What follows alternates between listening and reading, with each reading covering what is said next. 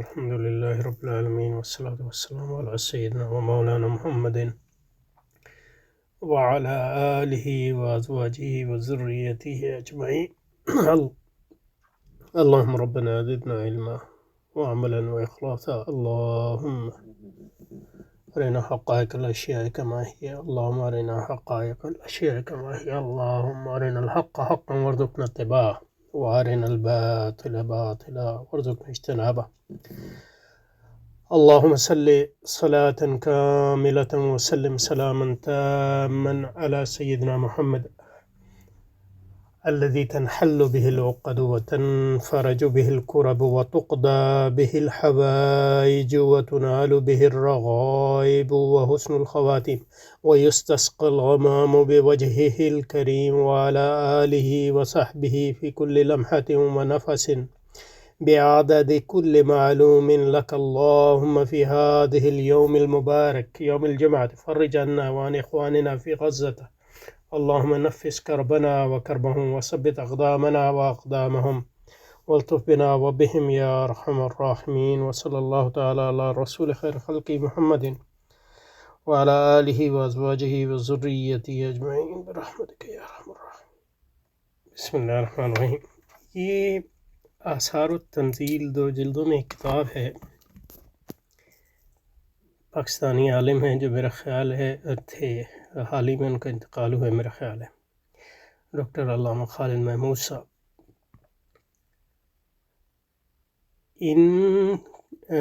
لیکن یہ کہ برطانیہ میں مقیم تھے تو انہوں نے کافی کتابیں لکھی ہیں.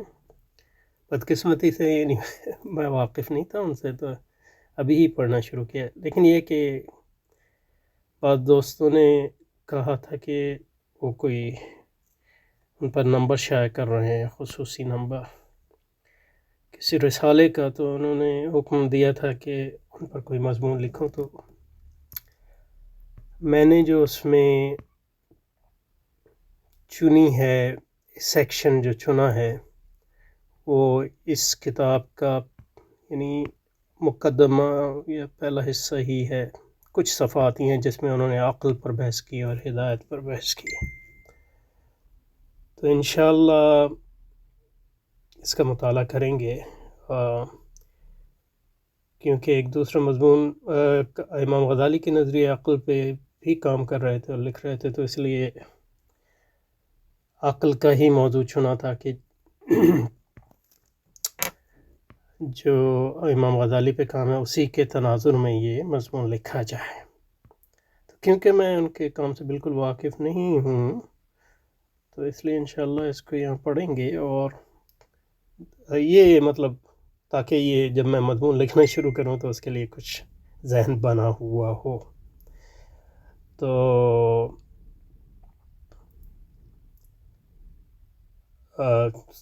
یہ تھنکنگ آؤٹ لاؤڈ ہی ہے، اور کیونکہ ہم عقل کے موضوع پہ کافی نشستیں کر رہے ہیں اور لکھ بھی رہے ہیں، تو ایک یعنی فطری ربط بنتا ہے جو کام ہم اس وقت کر رہے ہیں اس سے. تو اللہ کا نام لے کے انشاءاللہ شروع کرتے ہیں. میں نے سرسری اس سیکشن کو دیکھا ہے تو اس میں کافی ماشاءاللہ کارآمد باتیں نظر آ رہی ہیں. تو کوشش کریں گے کہ حضرت علامہ خالص رحمۃ اللہ علیہ نے جو بھی کام کیا اس پر اس کی بنیاد پہ بلڈ اپ کرنے کی کوشش کریں. کیونکہ اور یہ جو ہمارے ہاں یہ چیز ختم ہو گئی ہے ان معنوں میں کہ لوگ جو ہے یا تو تعریف کرتے ہیں علماء کی یا تنقیص کرتے ہیں. جو ان کے حامی ہیں وہ تعریف کرتے ہیں اور تنقیص والے جو مخالف ہیں وہ تنقیص کرتے ہیں. لیکن جو اسسمنٹ جس کو کہتے ہیں اور اس کی بنیاد پہ پھر ان کے کام کو آگے بڑھانا، یہ کام جو ہے ذرا رکا ہوا ہے. تو کوشش کریں گے کہ یہ اس ماڈل کو استعمال کریں، اس طریقہ کار یا اس منہج کو استعمال کریں، تاکہ جو حضرت جو اشارات کر گئے ہیں ان کی بنیاد پہ عقل اور ہدایت اور ان کے تعلق کی بنیاد پر عقل کے تصور، جو اسلامی تصور ہے، جو مغربی تصور ہے، ان کے درمیان کیا تعلق ہے، اس کے بغیر ان مباحث پر بحث کرنے کی کوشش کریں. ٹھیک ہے، تو اللہ کا نام لے کے شروع کرتے ہیں انشاءاللہ. یہ شروع تو یہاں سے ہو رہا ہے، لیکن یہ کہ یہ شروع میں انہوں نے قرآن مجید کے بارے میں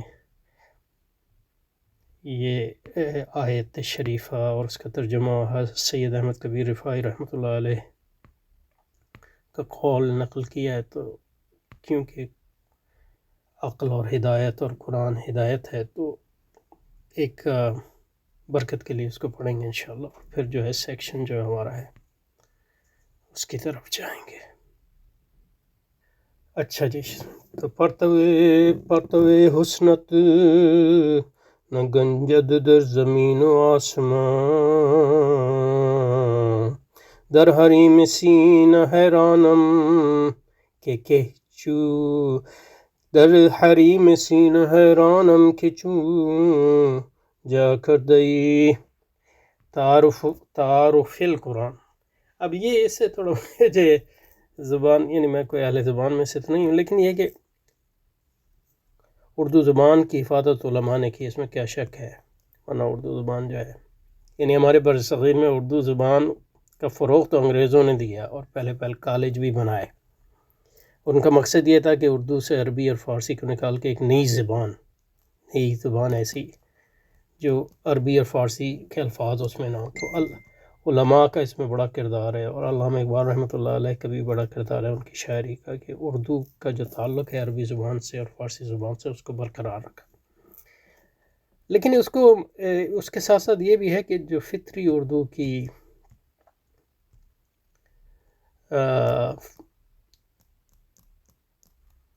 ساخت و حیت ہے اس کو بھی برقرار رکھنا چاہیے. غیر اس میں تو مطلب یہ ہے کہ اس میں یعنی مبالغہ نہیں کرنا چاہیے. تو اس لیے تعارف قرآن جو لکھا ہے وہ مناسب ہے. تعارف قرآن، بالکل. بعض لوگ لکھتے ہیں تعارف القرآن، تو اردو زبان میں تعارف قرآن یہ بہتر ہے، کیونکہ تعارف قرآن میں جو ہے عربی زبان کے دونوں الفاظ بھی آ گئے، یعنی تعارف بھی عربی سے نکلا ہے، اور قرآن تو عربی زبان کا لفظ. قرآن اور قرآن دونوں یعنی قرات صحیح ہیں. اور فارسی کی حیت ترکیبی بھی آ گئی اس میں. تو یہ کہنا چاہ رہا تھا. لیکن بعد آپ دیکھیں گے کہ اس میں پھر اس چیز کا لحاظ نہیں رہا، تو پھر وہ فطری معلوم نہیں ہوتا. اعوذ باللہ من الشیطان الرجیم، بسم اللہ الرحمن الرحیم. وَإِنَّهُ لَتَنزِيلُ رَبِّ الْعَالَمِينَ نَزَلَ بِهِ الرُّوحُ الْأَمِينُ عَلَى قَلْبِكَ لِتَكُونَ مِنَ الْمُنذِرِينَ بِلِسَانٍ عَرَبِيٍّ مُبِينٍ وَإِنَّهُ لَفِي زُبُرِ الْأَوَّلِينَ. یہ قرآن ہے اتارا ہوا پروردگار عالم کا، اسے روح امین لے کر اترے ہیں آپ کے دل پر، مصطفیٰ آپ کے دل پر، تاکہ آپ ڈر سنانے والوں میں سے ہوں، یعنی ڈرانے والوں میں سے ہوں. یہ عربی مبین یعنی واضح عربی زبان میں ہے، اور یہ ہے اصولاً پہلی کتابوں میں بھی، یا اس کا پہلی کتابوں میں یعنی اس کے جو اصل ہے، کیونکہ ساری کتابیں اللہ تعالیٰ کی طرف سے آئیں. تو دین کا اصل تو تبدیل نہیں ہوتا. ملت ابیکم ابراہیم، اس لحاظ سے تمام انبیاء مسلمان ہی نہیں معلوم ہے کہ جو اصل ہے، جو ملت ہے، جو عقیدہ ہے، وہ تبدیل نہیں ہوتا. ہاں، احکام جو ہے حالات اور معاشرے کی نمو اور تطور کے ساتھ جو ہے بعض اوقات جو ثانوی احکامات ہیں جن کا اصول سے تعلق نہیں ہے، وہ تبدیل ہوتے رہتے ہیں. اسی کو نسخ بھی کہتے ہیں. یہ کتاب اللہ مضبوط، یہ حضرت سید احمد کبیر رفاعی رحمۃ اللہ علیہ کا قول نقل کیا ہے یہ کتاب اللہ مضبوط حجت اور دائمی معجزہ ہے جس میں تمام حکمتیں بھری ہوئی ہیں، پوشیدہ بھی ظاہر بھی، کلی بھی جزئی بھی۔ کسی پہچاننے والے نے ان کو پہچان لیا تو اسے اپنے رب کی بڑی بڑی نشانیاں نظر آنے لگیں۔ اس میں اللہ کے جمال و کمال کے لشکر گھوم رہے ہیں، اللہ کے علوم و اسرار کے سمندر موجیں مار رہے ہیں، اور اللہ کی جلال و عظمت کی تلواریں کام کر رہی ہیں۔ واہ ماشاء اللہ، کیا بات کی ہے۔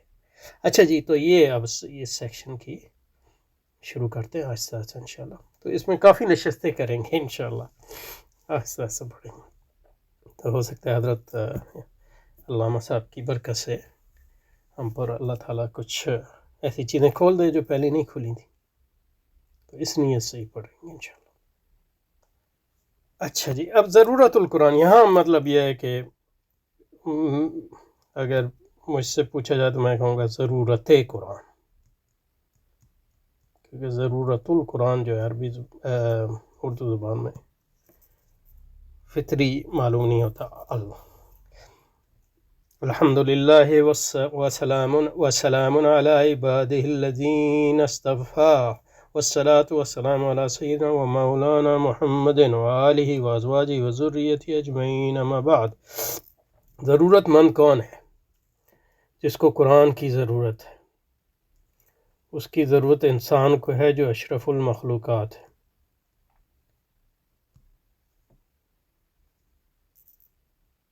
اور ہدایت، یہ اہم الفاظ ہیں، ہدایت فطرت، ہدایت حواس، ہدایت عقل کی منزلوں سے گزرے ہوئے اپنی ضرورات میں اب کسی آسمانی ہدایت کا منتظر کھڑا ہے۔ ہدایت فطرت سے تو اس پہ تھوڑی بات کرتے ہیں انشاءاللہ۔ ہدایت جو ایک عمومی لفظ ہے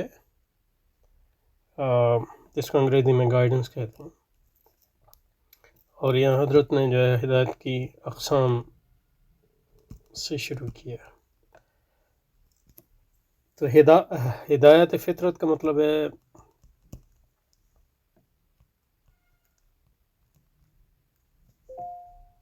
وہ ہدایت جو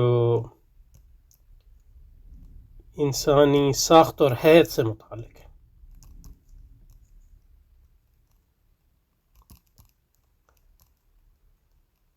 یعنی فطرت اس ساخت و حیت سے بڑھ کے ایک چیز ہے، لیکن یہ کہ عقل اور ہدایت کے کانٹیکسٹ میں، سیاق میں، عقل و ہدایت کے کانٹیکسٹ میں، سیاق میں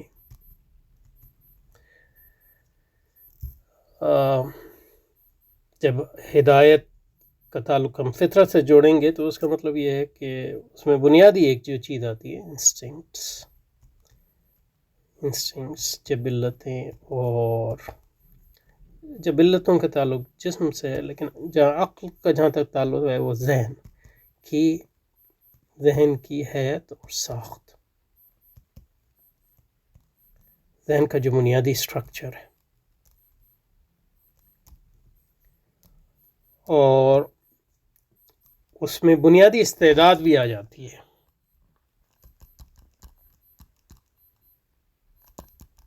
جس کو امام غزالی نے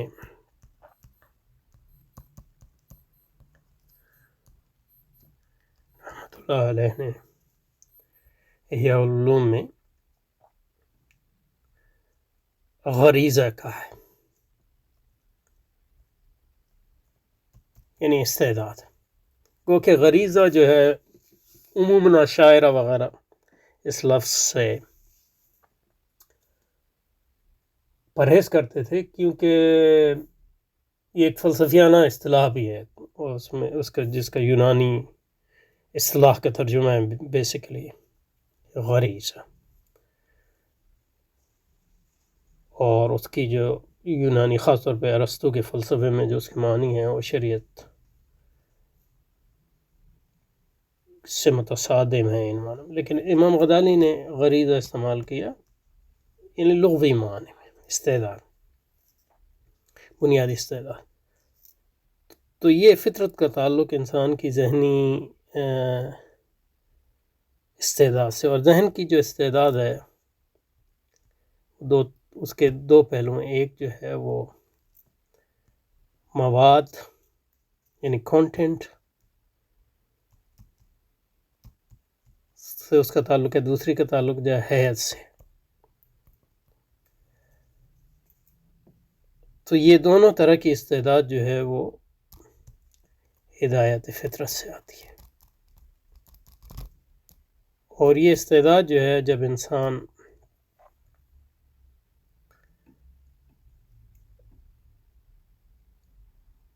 بالقوہ ہر انسان میں موجود ہے، بچے میں، یعنی جو سلیم الجسم پیدا ہوئے ان میں موجود ہے.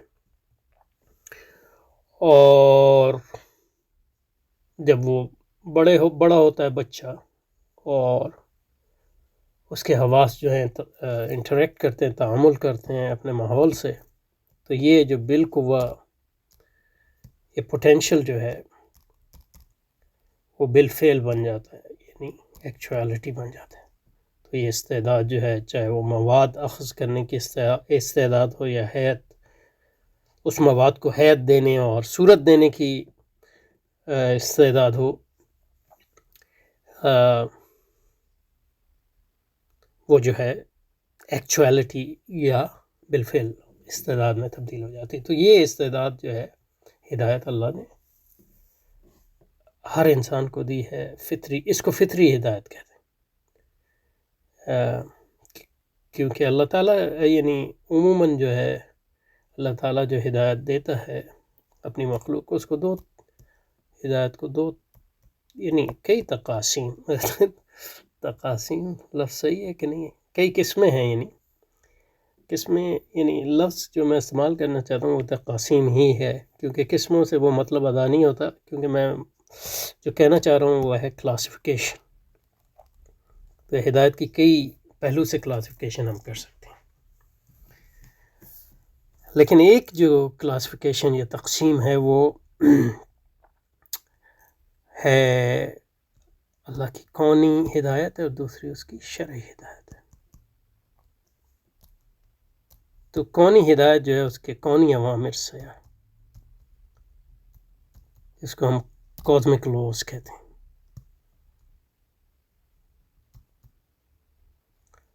اور جن کو آپ علوم عقلیہ کہتے ہیں وہ اسی سے ڈیل کرتے ہیں، اللہ کے جو کونی عوامر ہیں ان کو سمجھنے کی کوشش کرتے ہیں.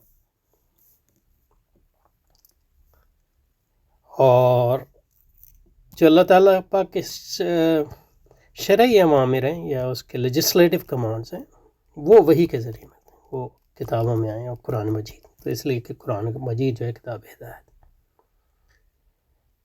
لیکن یہ کہ کون بھی کتاب ہدایت ہے. ان فی خلق السماوات والارض واختلاف اللیل والنہار. لیکن یہ کہ آپ کونی ہدایت کو سمجھ نہیں سکتے شرعی ہدایت کی چھتری اور ذل کے بغیر، کیونکہ کونی ہدایت کو محض اپنی عقل کی بنیاد پہ سمجھنے کی کوشش کریں گے تو آپ کا نفس جو ہے اس میں ملوث ہو جائے گا. تو اس لیے مطلب یہ ہے کہ استعداد تو کافر کو بھی ہے، اس کو بھی آپ عقل کہتے ہیں، اور مسلمان کو بھی ہے، اس کو بھی عقل کہتے ہیں. لیکن حقیقی عقل وہ ایک مسلمان ہی کی ہو سکتی ہے. اس لیے اصل جو حقیقی علوم عقلی ہیں وہ مسلمان ہی ڈیولپ کر سکتے ہیں.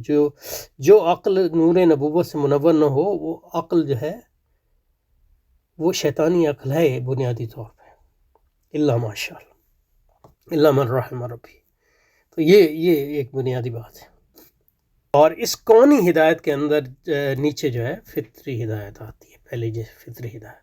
تو جو آپ نے جو یہاں تقسیم کی ہے وہ ہدایت کی اقسام کی، تو اس میں پہلی جو ہیں وہ جو شروع میں دی ہیں وہ ساری کونی ہیں، اور آخری جو یعنی قرآن مجید ہے جس کو فرمایا وہ شرعی ہدایت. اچھا جی، تو فطری ہدایت. اور دوسری پہ آتے ہیں، دوسری ہدایت کی قسم فرمائی ہدایت حواس. تو ہدایت حواس جو ہے پہلی میں جو ہے استعداد ہے، اور ہدایت حواس جو ہے پھر یہ استعداد سے بڑھ کے ایکٹیو فعال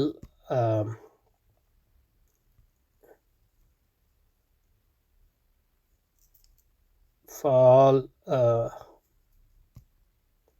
مرجع ان معنوں میں کہ اس استعداد کے بغیر جو حواس سے ہمیں اطلاعات ملتی ہیں ان کا کوئی حاصل نہیں ہوگا. یعنی اگر وہ بنیادی ذہنی استعداد نہ ہو اطلاعات کو حاصل کرنے کی، لیکن حواس کے بغیر جو ہے وہ استعداد بالکل بالقوہ رہے گی. حواس جو ہیں اطلاعات فراہم کرتے ہیں، اطلاعات کو یہ استعداد جو ہے استعمال کرتی ہے، لیتی ہے. اور اس استعداد کے دو پہلو ہم نے پہلے بتا دیے. ایک وہ پہلو ہے جو مواد سے ڈیل کرتا ہے، اور دوسرا وہ ہے جو حیض سے ڈیل کرتا ہے. تو یہ ہدایت حواس ہے، اور ہدایت حواس جو ہے وہ حواس خمسہ اس میں ہے. بعض اوقات لوگ چھٹی حس بھی کہتے ہیں، لیکن حواس خمسہ. اور ہمارے یعنی مسلمانوں کے جو علوم میں حواس خمسہ جو ہے علم حاصل ہوتا ہے اس کو علم ضروری کہتے ہیں. صرف حواس خمسہ سے حاصل نہیں ہوتا علم ضروری، لیکن ایک حواس خمسہ سے خاص طور پہ جو امیڈیٹ، تو اس لیے مطلب ہمارے ہاں شک جو ہے اس کی پریمیسی نہیں ہے، جیسے کہ مثلا ڈیکارٹ کے فلسفے میں ہے کہ شک جو ہے پرائمری ہے، ہمارے ہاں یقین پرائمری ہے. اچھا، تو حواس خمسہ یہ دوسرے ہو گیا. اور تیسرا ہدایت عقل. تو ہدایت عقل جو ہے جو فطری ہدایت کے اندر بھی آ گئی تھی، لیکن وہ بالکل یہاں جو ہے وہ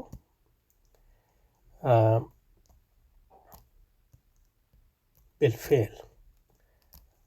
اور عقل کے کئی معنی ہیں ان میں. ایک تو اس کو کہتے ہیں عقل سے ہماری مراد ہوتی ہے جس کو انگریزی میں انڈرسٹینڈنگ کہتے ہیں. وہ انڈرسٹینڈنگ بنیادی طور پہ حواس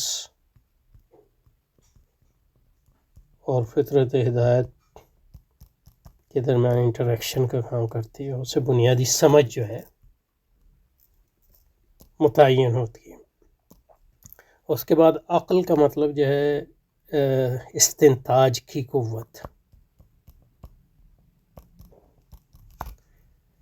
انفرینشل پاور. اس میں انڈکشن کی پاور بھی آ گئی، ڈیڈکشن کی یعنی استخراج کی بھی، استقراء کی بھی، اور بھی بہت سے. لیکن بنیادی ہے استنتاج. اور استنتاج سے مطلب یہ ہے کہ منطق جو ہے اس کے سوری قوانین وضع کرنے کی کوشش کرتی ہے یا مدون کرنے کی کوشش کرتی ہے اسی استنتاج کی قوت کی. اور یہ انفرینشل پاور جو ہے معلوم سے نامعلوم، معلوم سے نامعلوم کی طرف نتائج اخذ کرنے کے کام آتی ہے. یعنی معلوم کا ضائع سے نامعلوم کا ضائع کی طرف. کس طرح؟ مطلب یہ کہ ہمیں معلوم ہے کہ مثلا یہ تو یہ نہیں، کیونکہ یہ مثال بدی ہی مثالیں دیتے ہیں، اس لیے کہ اس میں استنتاج کی قوت تو استعمال ہو رہی ہے، لیکن اتنے جلدی، کیونکہ اتنا آسان ہے، اتنی جلدی ہو جاتی ہے کہ لگتا ہی نہیں ہے کہ ہم نے استنتاج کیا. لیکن یہ کہ جب یہ معاملات کمپلیکس ہو جاتے ہیں تو پھر استنتاج کی قوت جو ہے وہ اس کا ایکسپلیسٹ یا یعنی واضح طور پہ اظہار ہوتا ہے. مثلا یہ کہ اگر آپ کے پاس علم ہے کہ پاکستان جنوبی ایشیا میں ہے، اور یہ بھی آپ کو علم ہے کہ یہ دوسرے کے کراچی پاکستان میں، تو یہ دو معلومات آپ کو معلوم ہے، تو اس کی بنیاد پہ آپ تیسری چیز اخذ کر سکتے ہیں اس استنتاجی قوت کو استعمال کرتے ہوئے کہ کراچی جنوبی ایشیا میں. اس کا مطلب تو اس کو کہتے ہیں انفرنس. یہ انفرنس جو ہے ڈیڈکٹیو ہے، اس لیے بدیہی معلوم ہوتا ہے، خاص طور پہ سمپل سادہ صورتوں میں. لیکن انفرنس انڈکٹیو بھی ہوتا ہے جس کو ہم استقراء کہتے ہیں ہمارے یہاں، اور بھی دوسرے یعنی ایبڈکٹیو بھی ہوتا ہے وغیرہ وغیرہ. اور تیسری جو عقل کی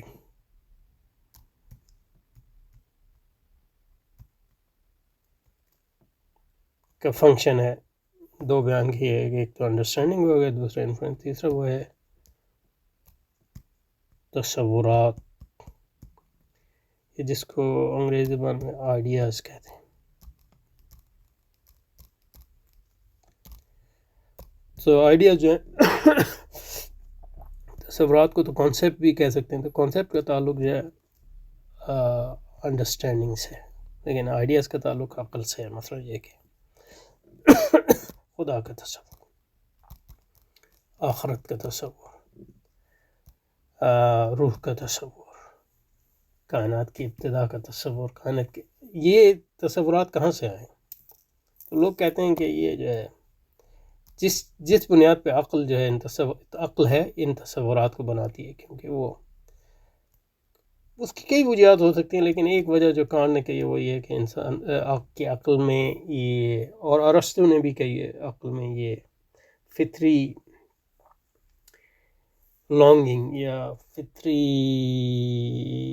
لانگنگ کو اردو میں کیا کہتے ہیں، فطری خواہش ہے، خواہش تو صحیح لفظ نہیں ہے لیکن لانگنگ فطری خواہش ہے کہ وہ جز پر نہ رکے بلکہ کل کا علم حاصل کرے، لیکن کل کا علم ہمیشہ اس کی وسعت سے باہر رہتا ہے، کیونکہ وہ چوں بھی ایک سٹیپ آگے بڑھتی ہے تو وہ کل کی طرف بڑھتی ہے تو وہ کل جو ہے جز ہو جاتا ہے، کیونکہ اس سے آگے بھی جہاں اور ہے.